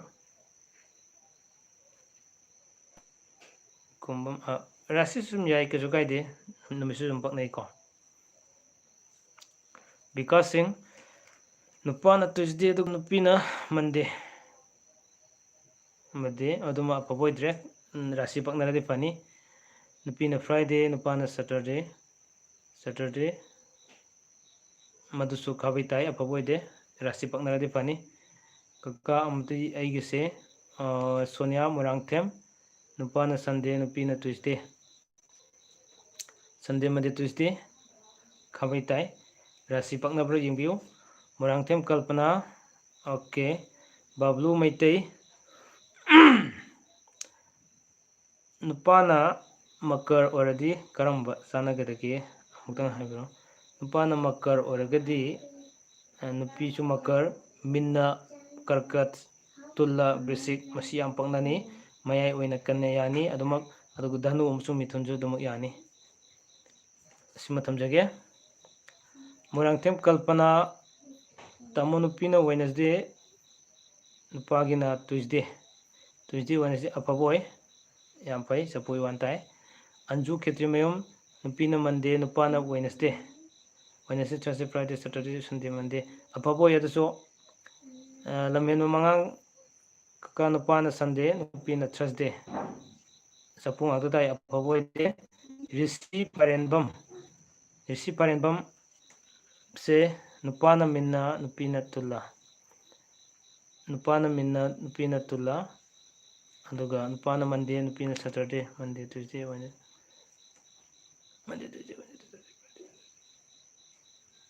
ꯅꯨꯃꯤꯠ ꯄꯛꯅꯔꯦ ꯑꯗꯨꯒ ꯔꯥꯁꯤꯁꯤꯅ ꯅꯨꯄꯥꯅ ꯃꯤꯟꯅ ꯅꯨꯄꯤꯅ ꯇꯨꯜꯂꯥ ꯔꯥꯁꯤꯗꯤ ꯈꯔ ꯄꯛꯅꯕ ꯑꯣꯏꯗꯦ ꯗꯤꯖꯦ ꯌꯨꯝꯅꯥꯝ ꯏꯌꯥꯝꯕ ꯅꯨꯄꯤꯒꯤꯅ ꯋꯦꯅꯁꯗꯦ ꯅꯨꯄꯥꯅ ꯊꯔꯁꯗꯦ ꯃꯗꯨ ꯑꯐꯕ ꯑꯣꯏꯗ꯭ꯔꯦ ꯑꯗꯨꯒ ꯔꯥꯁꯤꯗꯤ ꯌꯦꯡꯁꯦ ꯔꯥꯁꯤꯗꯨꯅ ꯕ꯭ꯔꯤꯁꯤꯛ ꯃꯛꯇꯅꯤ ꯔꯥꯁꯤꯗ ꯄꯛꯅꯕꯅꯤ ꯀꯔꯤꯝ ꯀꯥꯏꯔꯣꯏ ꯌꯥꯝ ꯐꯒꯅꯤꯀꯣ ꯗꯤꯖꯦ ꯌꯨꯝꯅꯥꯝ ꯗꯗꯥ ꯅꯨꯄꯤꯅ ꯁꯦꯇꯔꯗꯦ ꯑꯗꯨꯒ ꯁꯤꯡꯍꯅꯤ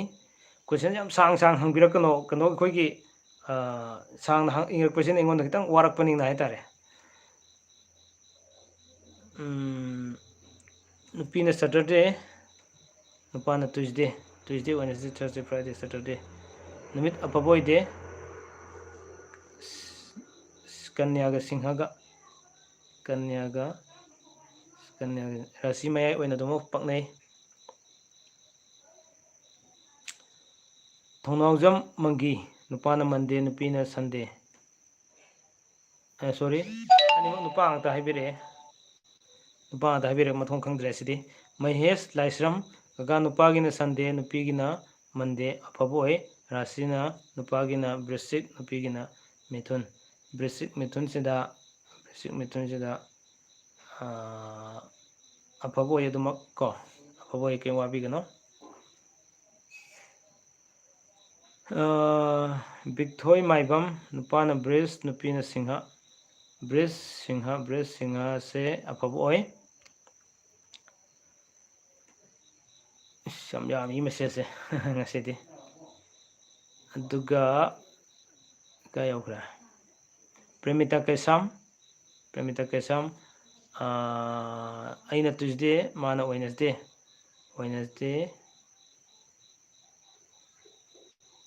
mana ai nupa oramani nupana Wednesday oragadi kabai tai rasi paknaragdi game toroi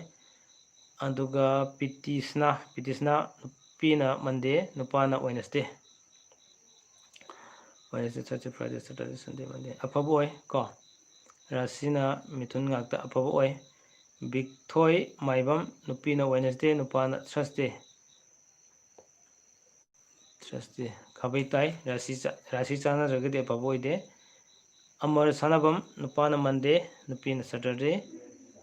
Monday Tuesday Wednesday Thursday Friday Saturday afaboi Salam Nambi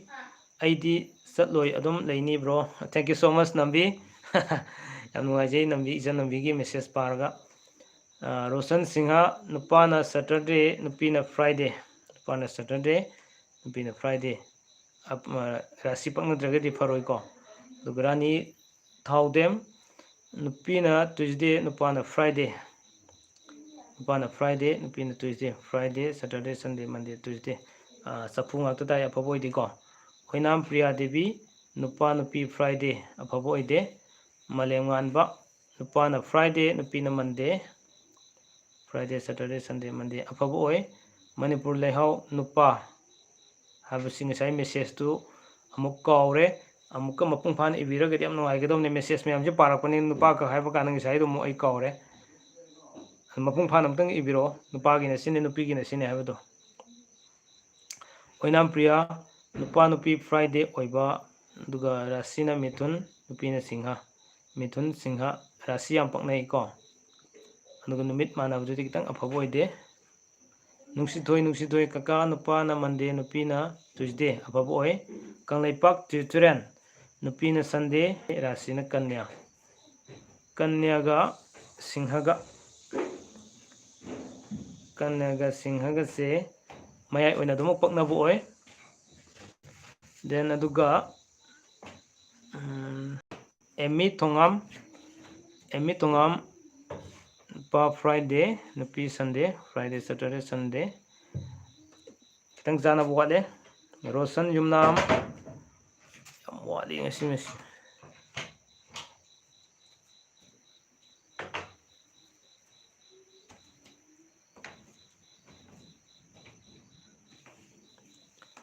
yam leiri ngasi di okay kayokre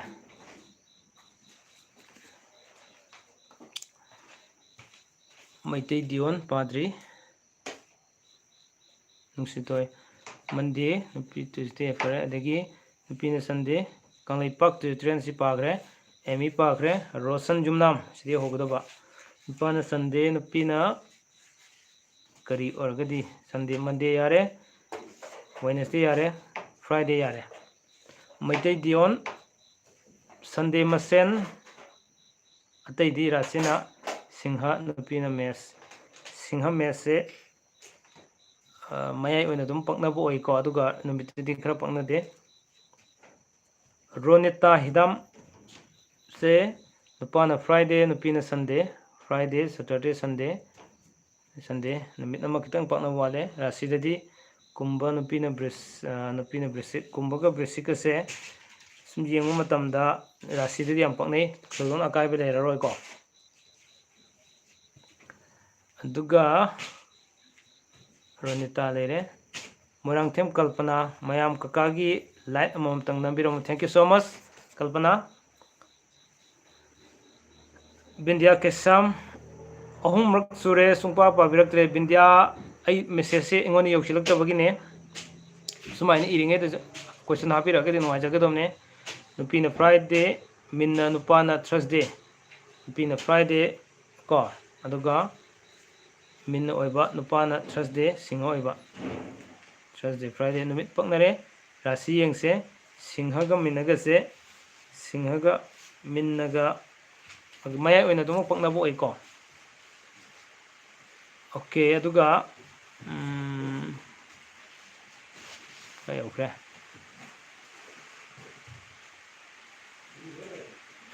Ravi Chandra Laisram nupina Friday Brisik nupana Wednesday Thursday Friday Makar ga Brisika yengse Rashi paknamning yam pai kasu kairoi khabai di tai okay aduga Vikas Singh paknadaba oiradi kari tawraga phabo yai adugi blog aisum semjarakige hojikti message am naibni adu hai naibdi yaroi orobiroi Vikas Singh Amisa Thoi nupina Wednesday nupana Monday nupina Wednesday Monday Tuesday Wednesday paknaba wale Rashi paknabra yengbiyo Amisa Thoi gise Rani Thaudem nupigi Rashi Mes nupagi Dhanu Dhanuga Mes kase Rashi paknade Salam nambi abungo nusiba thore e yam nusi okay abungo ngisai gi leramadune message yam maning no hojikte thengnari message ti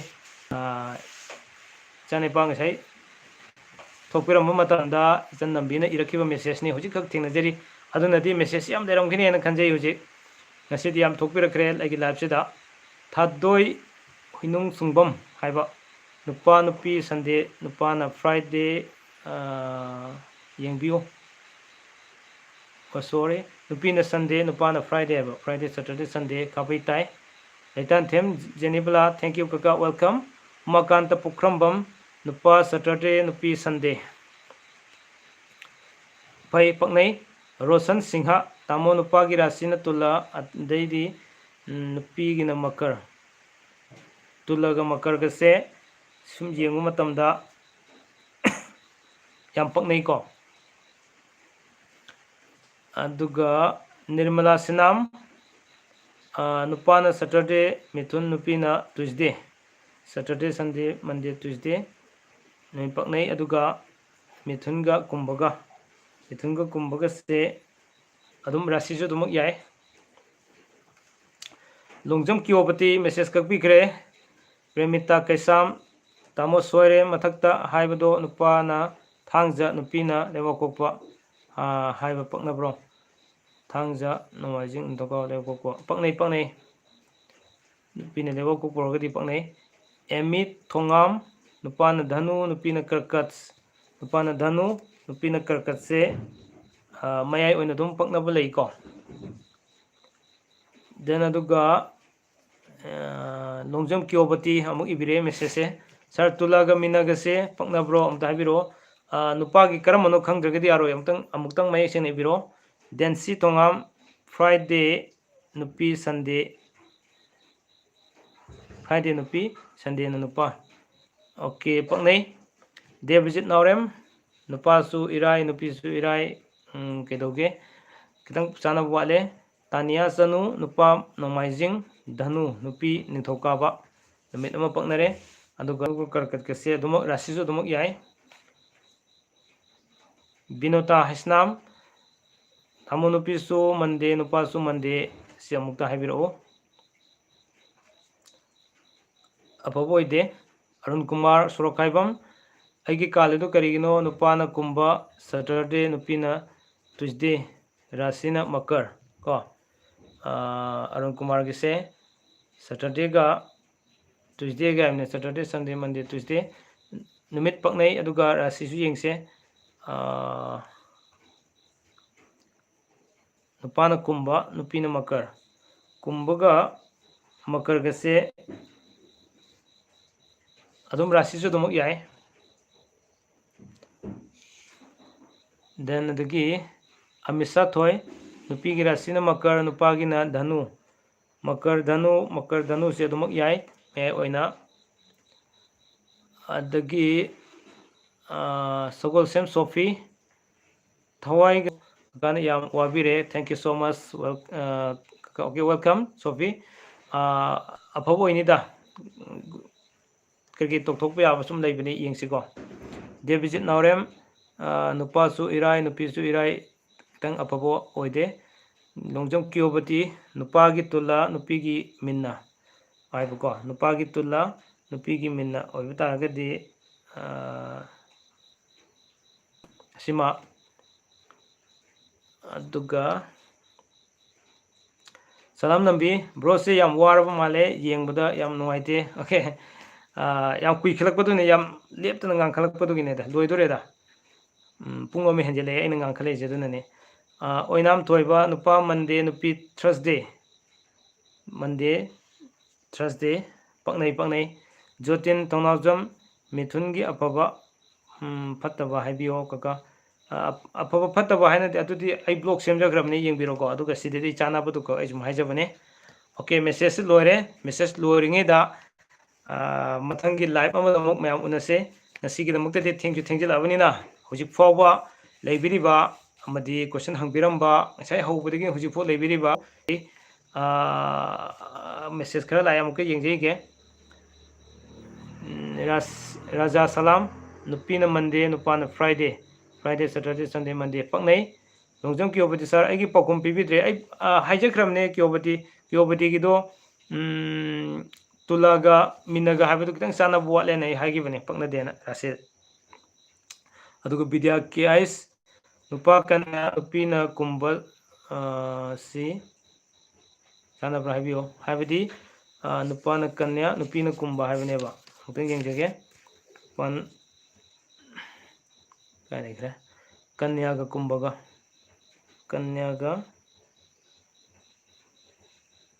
adum mayai oina yai ko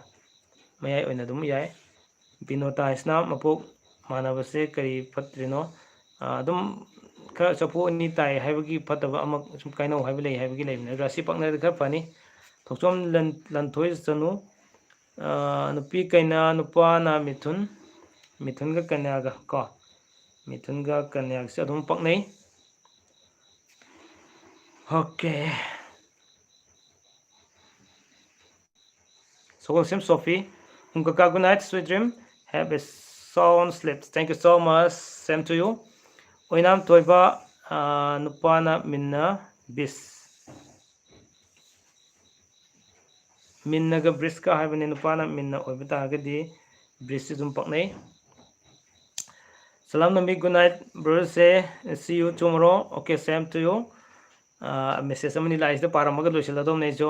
bibi nupina Tuesday nupana Monday nupina Tuesday habako nupana Monday Tuesday adum paknai yambung RK brisik ka makarga da habiro nupagi karamano habiro nanao abem tamo nupana bris nupina minna briska minaga se pakna bakra oide Lorembam Ronika nupina minna nupana karkat minna ko karkat ka minna gase adum yai maya oina yai okay lore ngasiki Ronika gi message na roiba omka lae nupisu minna nupasu minna apaboy nupagi brisik nupigi makar haibane ko nupagi brisik obitagadi nupigi makar se adum sane aduga premika thank you tamo rasidi pakna de pokpa numit chanabase kaidabra aduna khwaide phai apabo ine konthokjo monica nupa brisik Saturday nupina minna brisik ka minna ga dagi Thursday ga Saturday Sunday Monday Tuesday okay Saturday Sunday Monday Tuesday Wednesday Thursday numit paknare aduga rasidi brisik ka minna ga se mina adum yai ko mayai oina konthojom monica lere devjit naurem nupana minna nupina tulla se apaboide okay message thabira kibo kodimak comment thabira kibo kodimak amadi miyeng tabi kibo kai kodimak po PK channel gi mai kai deki ngamkhoi le tena thakasab phungdok sari hojik phawu leibiri ba kai kodimak PK channel की माइकई की थागा सब फोंदोक्चरी ngasi दमते थेंजु थेंजिलाबनिना Matang side लुसिनजनब तौजकी अदुगा अदोम अदोमना हंगबी होंदब लेब तारगसु आइगी WhatsApp number 700598 once again amka hajage 7005983396 sida duma hangbiro WhatsApp da aduga ai थेंजिलाबनिना मतंदो reply पिजरके amka hajarake 7005983396 number sida WhatsApp lang jabane sida ma'am हंगबिनिंग हंगबिरो दुगा PK subscriber group आइदुना आई WhatsApp group अमसु हंगजबने अदुदि यौबिनिंग लेरसु जुम हाइबिरो हाइबसे थमजगे ngasi दमक्तदि लाइव स्ट्रीम असिबु मपुंग फानबिबगी दमक्ता नुसिजरबा व्यूअर खुदिमक सब्सक्राइबर खुदिमकपु ngखैलेतेना थागसरी अरोबिदा आइगी ngasi लाइव सि नुवाइबिबु तारगदि लाइक नंबिरो मु शेयर तोबियो अदुगा हेना मरु ओइना सब्सक्राइब तोबियो बेल आइकॉन नंबियो मतुंग तारकपा कोई लाइव अमदि तोंगा तोन ब्लॉग लाख मतमदा बेल आइकॉन नबी बतारगदि नोटिफिकेशन सोदन लाकनी मतमदुद आइगी लाइव थारे हाबा खुदक खंगनबगी दमक्ता बेल आइकॉन सु नंबियो हाबा वाफम थमजरगा पुनमकपु मंग फरसे गुड नाइट्स ऑल कंगलै पाकना याइ फरे।